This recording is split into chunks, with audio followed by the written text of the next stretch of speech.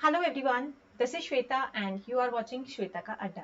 तो आज हम स्टार्ट करने वाले हैं क्लास 8 साइंस का एक नया chapter number 15 which is some natural phenomena.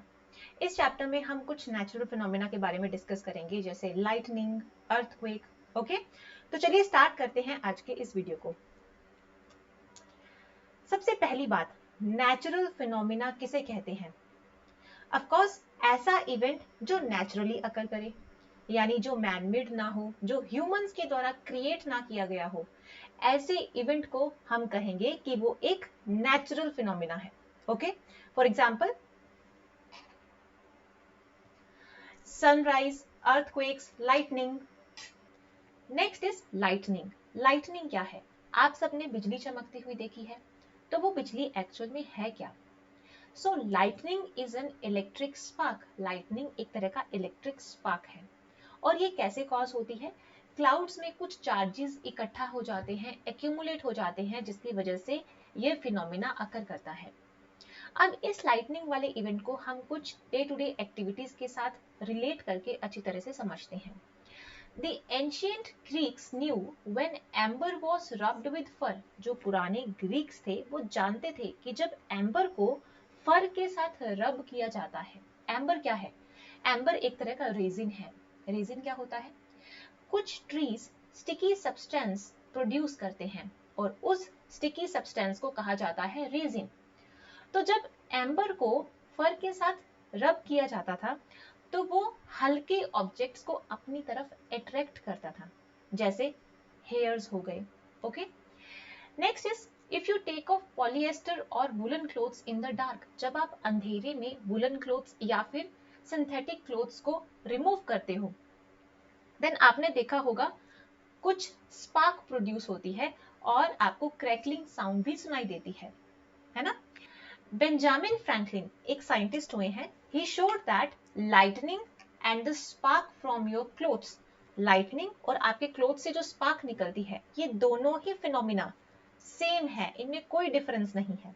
Okay, next is when a plastic refill is rubbed with polythene. जब प्लास्टिक रिफिल को हम पॉलिथीन के साथ रब करते हैं तो उस प्लास्टिक रिफिल के ऊपर आ जाएगा इलेक्ट्रिक चार्ज।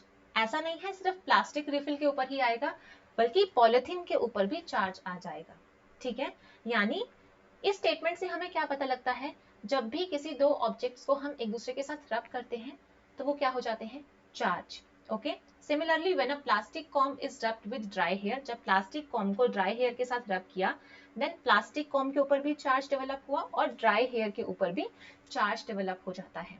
ठीक है, तो इन ऑब्जेक्ट्स को हम कहते हैं charged objects. Okay, in the process of charging the refill and the plastic comb, polythene and hair also get charged। ठीक है, यानी जो भी ऑब्जेक्ट्स एक दूसरे के साथ रब होंगे उनके ऊपर चार्ज डेवलप होगा। ठीक है, चाहे वो प्लास्टिक कॉम है, चाहे पॉलिथीन है, चाहे हेयर है या फिर रिफिल है। ओके, प्रीवियस स्लाइड में हमने एक पॉइंट डिस्कस किया था कि जब भी हम अपनी बॉडी से सिंथेटिक क्लोथ्स को रिमूव करते हैं तो हमें इलेक्ट्रिक स्पार्क दिखाई देता है और क्रैकलिंग साउंड सुनाई देती है। रीजन क्या है?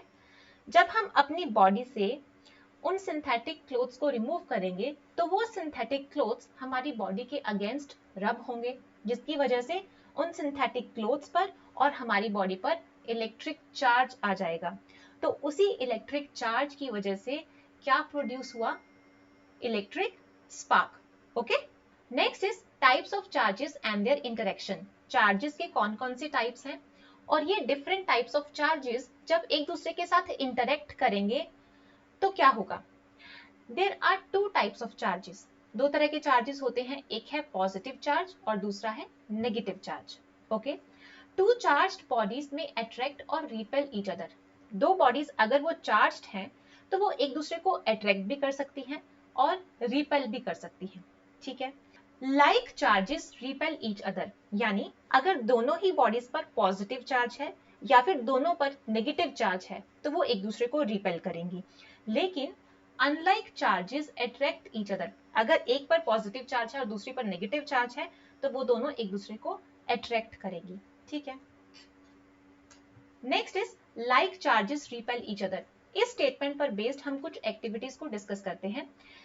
सबसे पहली एक्टिविटी है इन्फ्लेट टू बैलून्स, दो बैलून्स को फुलाना है, hang them in such a way that they do not touch each other, दोनों बैलून्स को कुछ इस तरीके से हैंग करना है कि वो एक दूसरे को टच ना करें। रब both the balloons with a woollen cloth, दोनों ही बैलून्स को हमें वुलन क्लॉथ के साथ रब करना है। एंड रिलीज देम, फिर उन दोनों बैलून्स को हमें छोड़ देना है। अब आप क्या ऑब्जर्व करोगे, दे रिपेल ईच अदर, वो एक दूसरे को रिपेल करेंगे। ऐसा क्यों?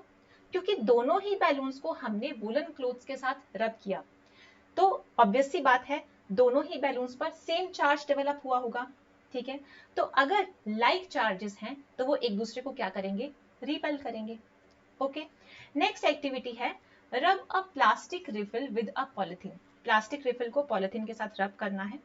Place it carefully in a glass tumbler, उस प्लास्टिक रिफिल को हमने ग्लास टम्बलर के बीच में प्लेस करना है, using the tumbler as a stand.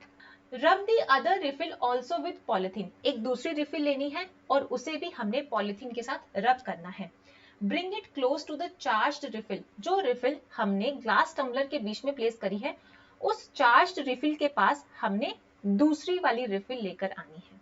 अब आप क्या ऑब्जर्व करोगे, दोनों ही रिफिल्स को हमने पॉलिथीन के साथ रब किया, तो दोनों पर ही या तो पॉजिटिव चार्ज आया होगा या फिर नेगेटिव चार्ज आया होगा, यानी लाइक चार्जेस आए होंगे।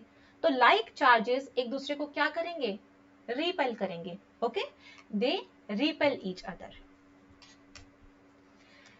Next is unlike charges attract each other, इस स्टेटमेंट पर बेस्ड एक एक्टिविटी है। Charge a plastic refill by rubbing with a polythene, एक प्लास्टिक रिफिल को हमने पॉलिथीन के साथ रब करना है। And keep it in a glass tumbler, और उस रिफिल को ग्लास टम्बलर के बीच में प्लेस कर देना है। Okay, charge an inflated balloon by rubbing with a piece of woollen cloth, एक इन्फ्लेटेड बैलून लेना है और उसे वुलन क्लॉथ के साथ रब करना है ताकि वो चार्ज हो जाए। And bring it near the charge plastic refill, उस बैलून को हम लेकर आएंगे उस चार्ज प्लास्टिक रिफिल के पास। अब आप क्या ऑब्जर्व करोगे, दे अट्रैक्ट ईच अदर, वो एक दूसरे को अट्रैक्ट करेंगे। अट्रैक्ट करने का क्या मतलब है, एक पर पॉजिटिव चार्ज डेवलप हुआ होगा और दूसरे पर नेगेटिव चार्ज डेवलप हुआ होगा, यानी अनलाइक चार्जेस डेवलप हुए होंगे। और हम जानते हैं अनलाइक चार्जेस एक दूसरे को क्या करते हैं, अट्रैक्ट।